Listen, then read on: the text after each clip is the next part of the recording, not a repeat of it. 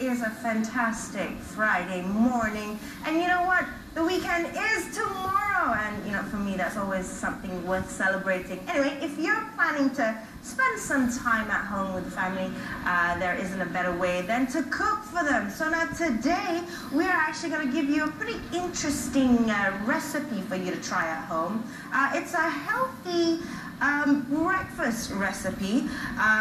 You know, as you can see, I'm here with Chef Jaidev Mana, and he will be showing us how to cook a certain dish. Now, we've got all the ingredients laid out here, but we need to prepare things a little bit. Whilst we prepare, turn on the stove, heat up the oil, you know, we'll throw you back to Lisa, who is in the studio. You know, so I'm going to help the chef step sekarang. So, Lisa, over to you. Thank you, Aisha.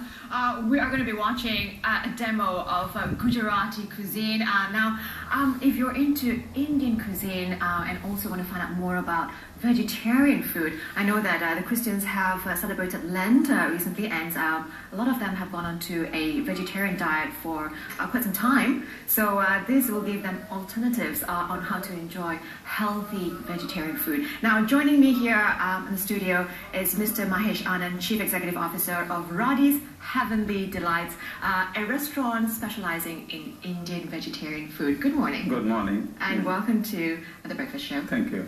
So now you have brought us something which is very kind. In front of me is a dish. What do you call Paneer it? kurkure kebab. Oh. Kurkure means crispy, Right. and paneer is cottage cheese. I see. And cottage cheese is a huge part of North Indian cooking, vegetarian North Indian cooking usually, but not extensively used in South Indian cooking. Right. But more like North Bombay, Delhi, Gujarat, Calcutta is used a lot. A lot of it. Yeah. Okay. It's actually, you can say, when it comes to vegetarian cooking, paneer is must.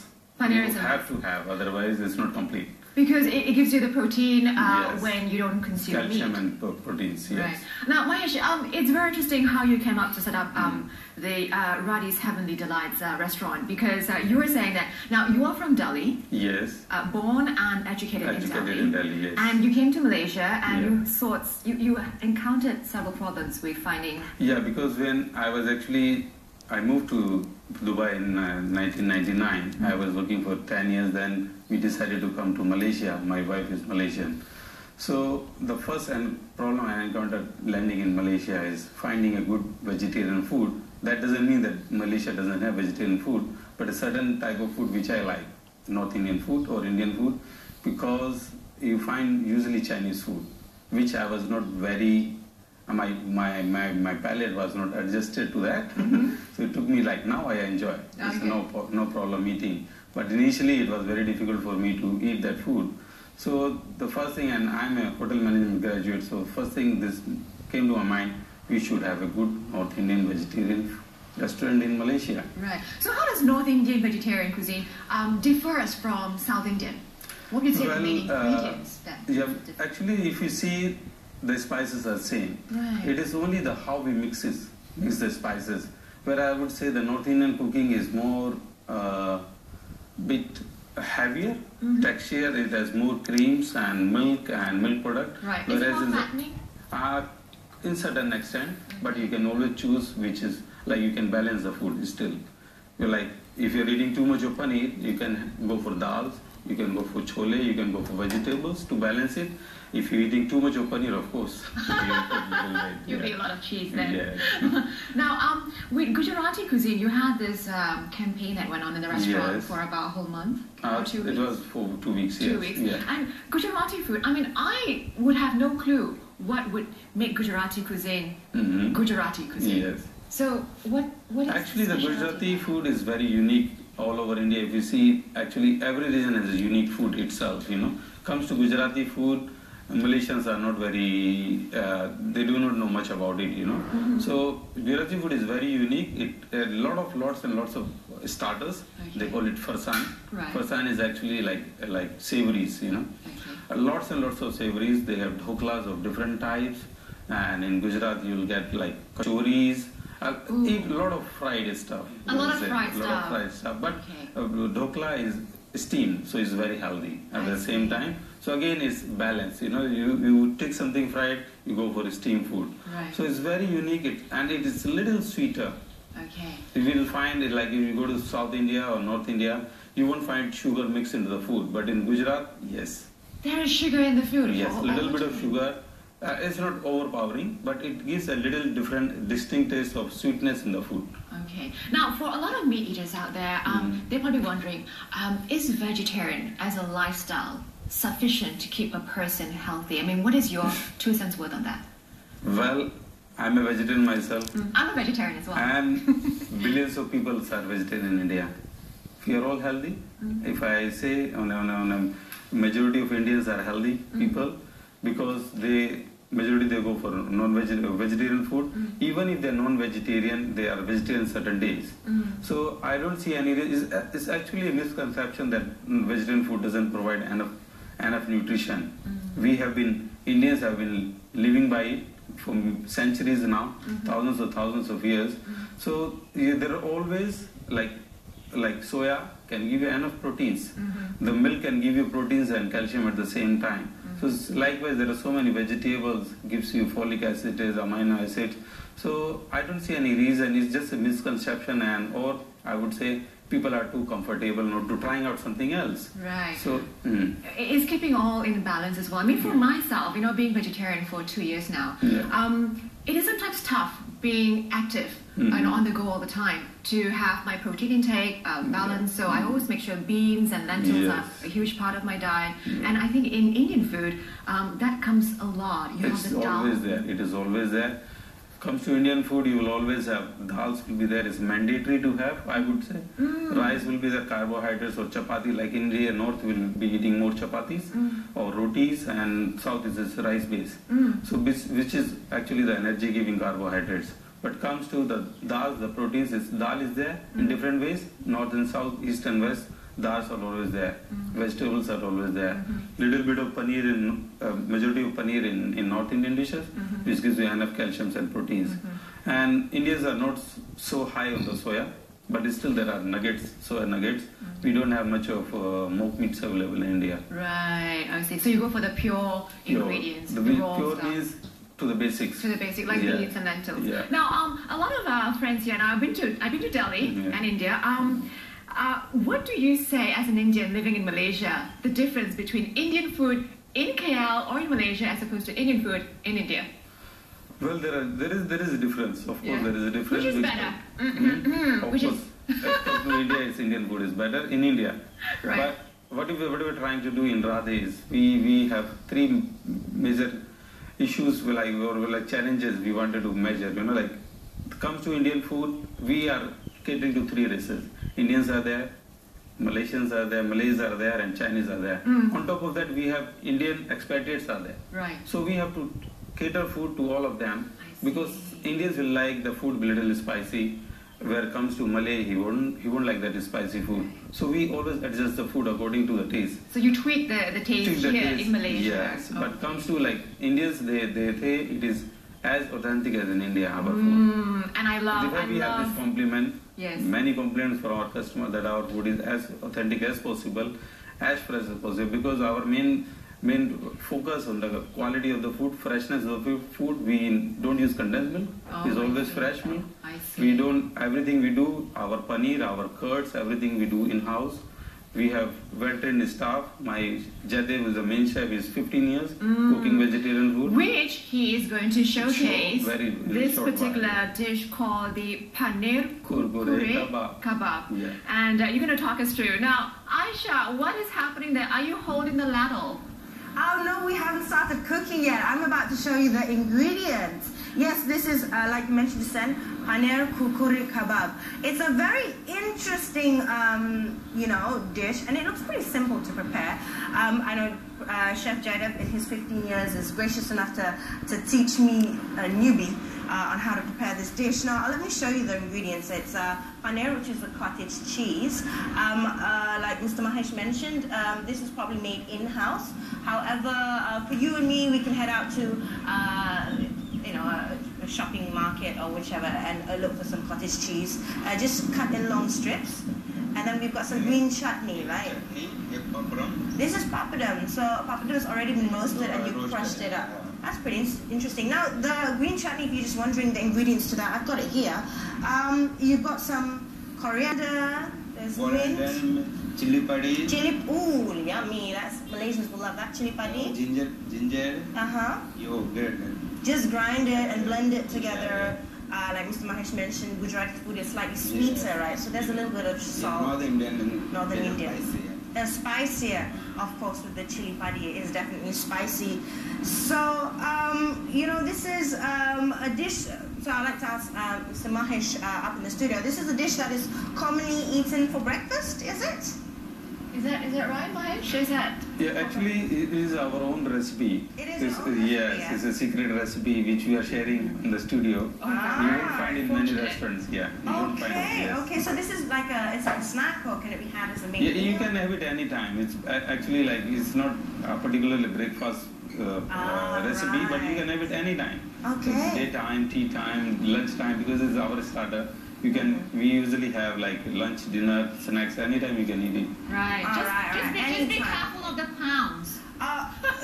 Okay, yes. No, I can give you an alternative for Malaysians. You can use tahu. Okay, you know, we're going to start cooking now with, with Chef Jaidev. So you'll show us how to do it. It's pretty simple. You first start off by taking the paneer and dipping it in the chutney. Okay. Okay, first make sure that your stove is on and your oil in your pan is already hot. Okay, and then once you're done, you pretty much, you know, take the paneer and the green chutney and yeah, dip it in the papadum. Looks really fantastic. Papadum is now used as a dip as well. Yeah. That's very creative. That's the outer layer. Actually. This is the alternate. It's like the breadcrumbs, make it crunchy, I'm assuming. Yum yum. Okay, once you do that, you just dip it in. Woo! I'll just look at it from afar. As you can tell, I'm not that comfortable in the kitchen, but it's a learning experience. So it's pretty much simple. So how long do you leave it in the oil? How do you know it's cooked? About 2 minutes? Yeah, 2 minutes. Or until it's like golden brown. So that's kind of how you can tell. So this papadum, Mahesh, it's prepared in-house also? Do you guys prepare it at... No, we buy it because papadums are very special item. Right. Okay, but this is North Indian, it is not a plum, it is papadum from North India. It is done by the dal. Oh, Yeah. dal, yeah? Do you Is it make done? this goat cheese Yes, in-house? in-house. We do There it you go. in-house. We've got our first piece that is done. I could just put it on the So, plate. yes, now we're seeing. There you go. It looks absolutely fantastic. Okay, let's get the camera to zoom in and take a look at this. There you go. It looks really fantastic. So we're going to do a few pieces here. As you can see, very simple. 3 main ingredients. It can be done at home, and you can even cook outside like we're doing right now. Oh, Are you wow. hungry already, Lisa? I am. I can't smell it, but. Smell it from the studio. It smells fantastic too. Oh, thank you. Thanks for enticing us. But make sure you cook more. Yeah, not 4 pieces. I think we need about 12 at least. Oh, okay, we'll see. We'll see. There are a few pieces. Okay, maybe enough for everybody at the studio. What do you serve I'll let the with? chef do it. If you leave it up to me, I'll probably burn it. All right, we're putting Aisha's cooking skills Yeah. here. How good can she fry stuff? I know. Challenge accepted. What would you eat it with, Mahesh? You know, in terms of drinks So, to go with is it, it that done? would Oh, kind of make it all go down well. That's my Yeah, job. actually you can try with iced lemon tea. Okay. It goes very well, or we have fresh lime soda. It Okay. goes very well because it's a fresh lemon juice with a soda and little bit of sugar. It's a really very refreshing drink. It's a very Fresh lime refreshing soda, drink. yeah. Okay. And with this, is it something like how we dine here? We have curry pop and goreng pisang. Yes. So this is like a snack as well. Something like that, yes. So it's anytime you can eat it, and it's actually like it doesn't absorb much of the oil because the papadum is already fried, and the paneer doesn't absorb oil because this is a solid milk, you know. So you just fry it. It is not very oily, so that's why we just put it on on the kitchen towel first to drain the excess oil. So it's not, though it's deep fried, but it's not so oily. So it doesn't absorb a lot of oil in that. Right. Whether like if you do like curry puffs and all, it absorbs because of the dough. The flour atta is there, it is a lot of oil inside. Okay. Now, there are sometimes people, this good contention people have sometimes with Indian cuisine. Yeah. As delicious as they are, sometimes it can be very high in cholesterol or fattening or just, too much that could increase your weight.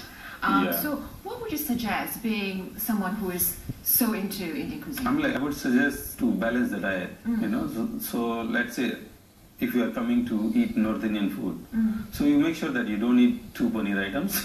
Take 1 paneer item, take 1 dal, take 1 vegetable, so that will balance your food. Right. If you just eat all paneer, of course you're going to put a lot of weight all the time. But once a while, I would say, if you're coming to a restaurant once a month or twice a month, I don't think that's going to make much of a difference. Right. As long as you eat your balanced food at home. Now, being in India, once upon a time, about a few years back, I do see that Indians in India are very good at gelling all the spices to create this lovely taste. That's, I am a vegetarian because of Indian food. Yeah.